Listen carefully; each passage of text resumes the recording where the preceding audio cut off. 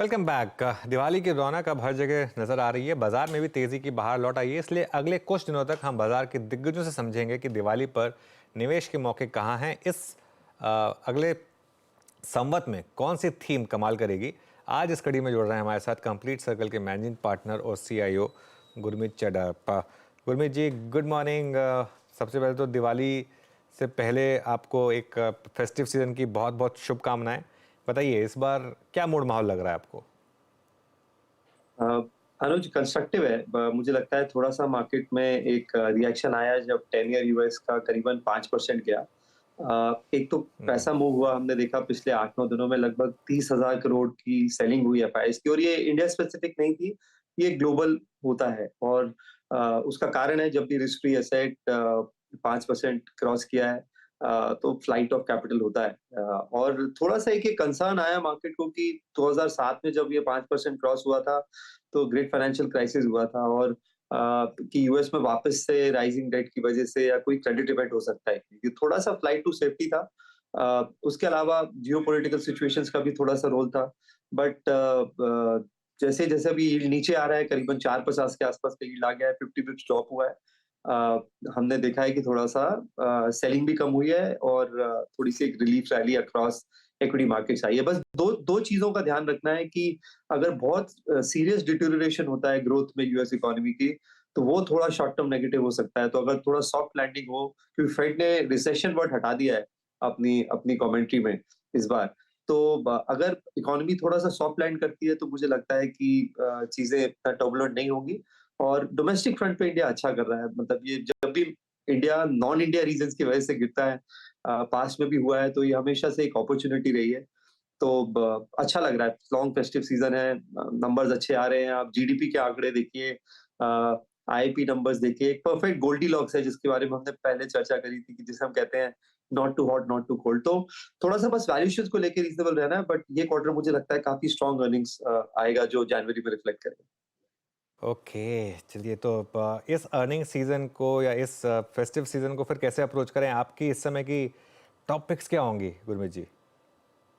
सो अनुज, मुझे capital goods sector बहुत अच्छा लग रहा है। मैंने एल&टी की कमेंट्री देखी, तो डोमेस्टिक ऑर्डर बुक तो स्ट्रांग है ही है। इंटरनेशनल ऑर्डर बुक भी बढ़ेगी जैसे जैसे ऑयल $85-90 आता है। हमने देखा है कि मिडिल ईस्ट से ऑर्डर्स आते हैं। उसके अलावा उनकी जो प्राइवेट सेक्टर से ऑर्डर बुक है, उसमें उसमें बढ़ोतरी है, जो कि पिन पॉइंट कर रहा है कि हम एक अच्छी इन्वेस्टमेंट साइकिल में है। तो ये स्पेस बहुत बहुत अच्छी लगती है। मैं इसमें डिजिटल इंफ्रास्ट्रक्चर भी इंक्लूड करता हूँ। तो जैसे तेजस नेटवर्क्स है, काफ़ी चीज़ें ये हमें पसंद है। होम इम्प्रूवमेंट मुझे लगता है बहुत स्ट्रॉन्ग फुटिंग पे है। हमने अभी पीछे देखा, बॉम्बे में अक्टूबर में रिकॉर्ड रजिस्ट्रेशंस हुए हैं प्रॉपर्टी के, और स्टैम्प ड्यूटी कलेक्शंस बढ़ रहे हैं। एक वो वीडियो भी वायरल हुआ सोशल मीडिया में कि लोगों की लंबी क्यू लगी हुई थी 1.5 से 2 करोड़ अपार्टमेंट के लिए। वो मुंबई का नहीं था, वो कहीं किसी और रीजन का था। तो मुझे लगता है new housing as well as जो होम इम्प्रूवमेंट है, ये स्ट्रॉन्ग रहेगा। पाइप मेकर्स हैं जैसे एपीएल अपोलो है, जेटीएल है, पॉलीकैब में हम काफ़ी समय से निवेश किए हुए हैं।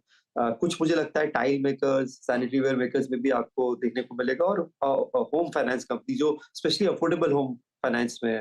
होम फर्स्ट हमारा हमारा पसंदीदा है। तीसरा मुझे लगता है कि ये फेस्टिव सीजन कंजम्पशन के लिए बहुत अच्छा रहेगा। तो थोड़ा-सा रूरल कंजम्पशन, जो कि एक थोड़ा-सा सॉफ्ट पॉकेट है इकोनॉमी का, वहाँ पे आपको थोड़ा-सा तेज़ी देखने को मिलेगी। स्टेट इलेक्शंस हैं, एमएसपी बढ़ा है, क्रॉप सीज़न है, काफ़ी सारी चीज़ें कंबाइंड है फेस्टिव सीज़न के साथ।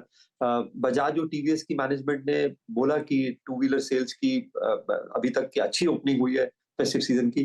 धनतेरस के नंबर मैं देखना चाहूँगा। तो थोड़ा-सा हमारा फ़ोकस ये टू व्हीलर, ऑटो एंसिलरीज़ पे ज़्यादा है, क्योंकि टू व्हीलर कंपनीज़ के भाव काफ़ी बढ़ गए हैं, टीवीएस, बजाज दोनों के अच्छा रन अप हुआ है। तो थोड़ा-सा एंसिलरी स्पेस में हम ध्यान दे रहे हैं, और थोड़ा-सा लग्ज़री एंड पे, क्योंकि ओवरऑल स्पेंडिंग बढ़ा है, तो वहाँ पे भी फ़ोकस है।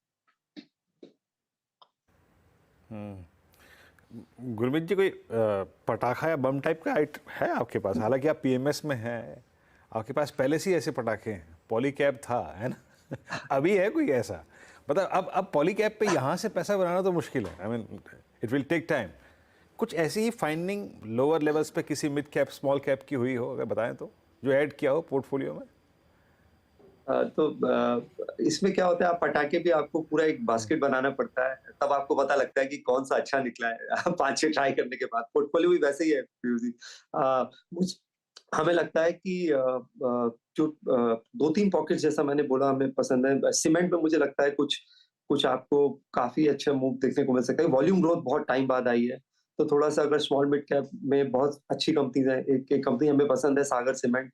रिप्लेसमेंट कॉस्ट के भी नीचे है, लगभग $45 पर टन पे है। लोएस्ट कॉस्ट प्रोड्यूसर है साउथ में। आंध्र सीमेंट एक्वायर करने के बाद लगभग 11 मिलियन टन्स का कैपेसिटी है उनका।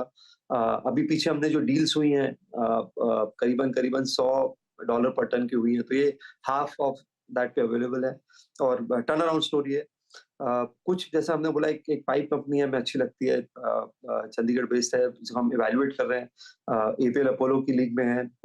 मार्जिन्स एबिटा पर टन उनका काफ़ी अच्छा है। गैल्वेनाइज्ड स्ट्रक्चर्ड पाइप्स में है और वैल्यू एडेड सेगमेंट में बढ़ रहे हैं।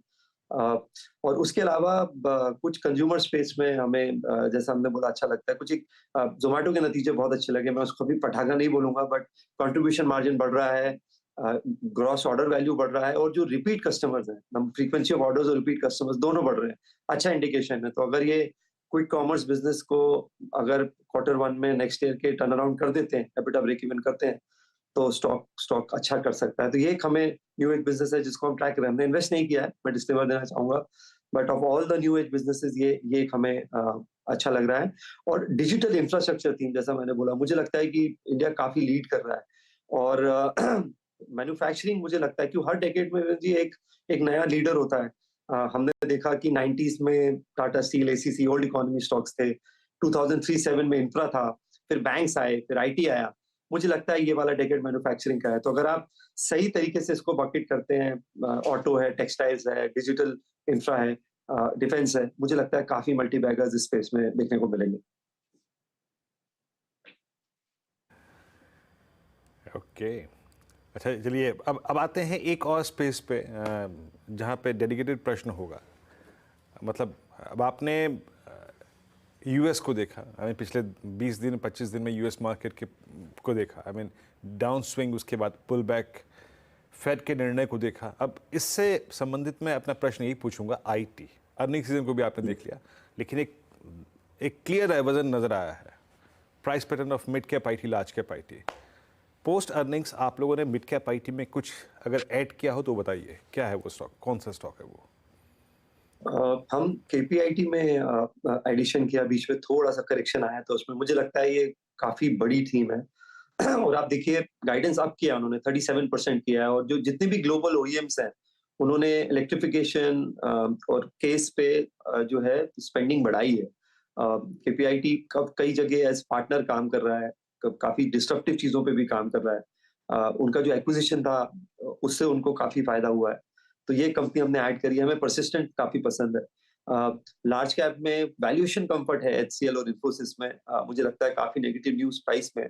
और वीरेंद्र जी क्या होगा कि जैसे ही फेड पॉज़ करेगा और ऑफिशियली पॉज़ करेगा, आपको सडनली आईटी में बहुत तेज मूवमेंट मिलेगा। तो हो सकता है बाज़ार टाइम ना दे उस समय।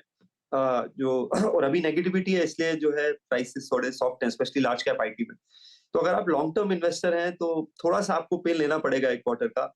बट अगर अब मैं रिस्क रिवॉर्ड की बात बोलूँ 2024 के हिसाब से, अगले संवत के हिसाब से, तो आईटी में सबसे ज़्यादा है। सबसे ज़्यादा कंफर्ट है इस समय।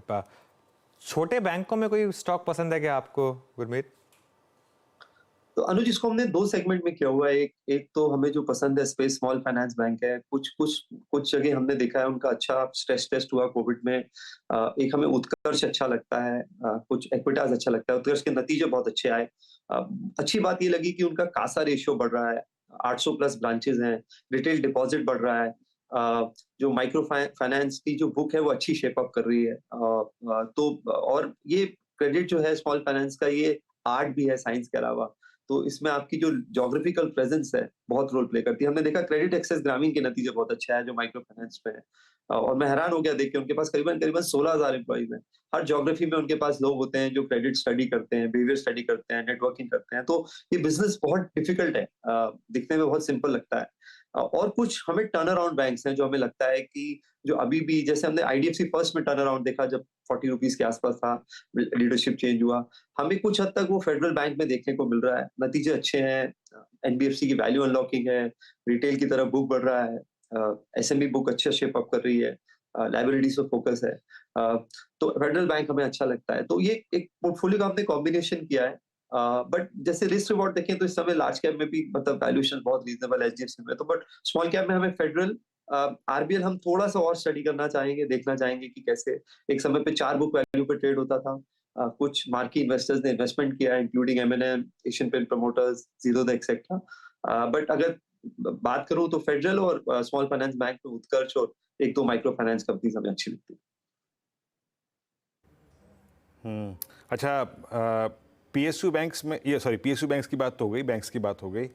दो थीम्स ने जो कि CY23 के मिड तक आते आते खूब पैसा बना के दिया था, रेलवेज, डिफेंस और PSUs as a whole. I mean, इनमें कोई स्टॉक ऐड किया है आप लोगों ने जिनकी ज्यादातर प्रेजेंस पीएसयूज में ही है? हमने वेटेज बढ़ाया सोलार इंडस्ट्रीज में, जब उनको सबसे बड़ा कोल इंडिया से ऑर्डर आया 250 करोड़ के आसपास का, 200 करोड़ के आसपास एक कंपनी पैट कर रही है। मैं जब से इसको ट्रैक कर रहा हूँ, जब 20 करोड़ करती थी क्वार्टर का, बहुत अच्छा टर्न अराउंड है। तो और डिफेंस बुक कंसिस्टेंटली अच्छा कर रही है और आगे शेप अप करेगी जैसी पिनाका रॉकेट का ऑर्डर आता है। आज नया हाई भी बनाया स्टॉक ने, तो वहां पे वेटेज ऐड किया है। एचएएल में थोड़ा करेक्शन आया है, तो वहां उसको भी हम देख रहे हैं, क्योंकि इंडिया को करीबन 42 फाइटर जेट स्क्वाड्रन्स चाहिए अगर कल को हमारा भी टू वे कॉन्फ्लिक्ट होता है, और अभी हमारा 31 है। तो काफी स्पेंडिंग होनी है इस स्पेस में, और प्लस हमारी ओल्ड फ्लीट डिप्लीट हो रहा है, चाहे वो मिग है, मिराज है, बाकी है। उसके अलावा इसका बिजनेस मॉडल अच्छा है, 60% बिजनेस स्पेस मेंटेनेंस से है। काफी स्ट्रॉन्ग रन अप आया था, उसके बाद थोड़ा सा करेक्शन आया स्टॉक में। तो इसको हम देख रहे हैं। रेलवे में हमें टीटागढ़ बहुत अच्छा लगता है विनीत जी। उसमें 3 कारण है। एक, जो उनका वैगन कैपेसिटी है, वो 8,500 से लगभग 13,000 की हो गई है साल की, और अगले 10 साल की ऑर्डर बुक है उनके पास, जो इस साल का टर्नओवर है, तो बहुत अच्छी विजिबिलिटी है। वंदे भारत के जो कोचेज हैं, उसकी कैपेसिटी उन्होंने 4x करी है, थोड़ा एक्सपोर्ट डिमांड भी है वहां पे, और फॉर्जिंग व्हील्स पे उनका टाइप है आरके फॉर्जिंग से। तो रेवेन्यू विजिबिलिटी है, वैल्यूएशन जरूर थोड़ा सा हाई रेंट पे है, बट ये भी हमें रेलवे में अच्छा लगता है। ओके, अच्छा फिर गुरमीत, आखिरी सवाल, टिकट कहाँ की बुक कराई हुई है, कलकत्ता की या मुंबई की सेमीफाइनल के लिए? दोनों अनुज, दोनों जगह सपोर्ट करने जाएंगे। मुझे उम्मीद है, और मैंने ऐसा परफॉर्मेंस नहीं देखा अनुज भाई। मैं बहुत क्रिकेट खेलता भी हूँ, बहुत साल से ट्रैक कर रहा हूँ। ये ऑस्ट्रेलिया जो थी रिकी पॉन्टिंग के दौर में, हाँ, ये उसको रिमाइंड कराती है। 5 विकेट टेकिंग बॉलर्स होना बहुत बड़ी बात। बिल्कुल, यही उम्मीद करेंगे कि और अहमदाबाद की टिकट बुक करानी हो हमें और वहाँ से भी जीत के आएँ। तो खैर गुरमीत, बहुत बहुत शुक्रिया आज हमारे साथ जुड़ने के लिए, और आपको फिर से दिवाली की बहुत बहुत शुभकामनाएं।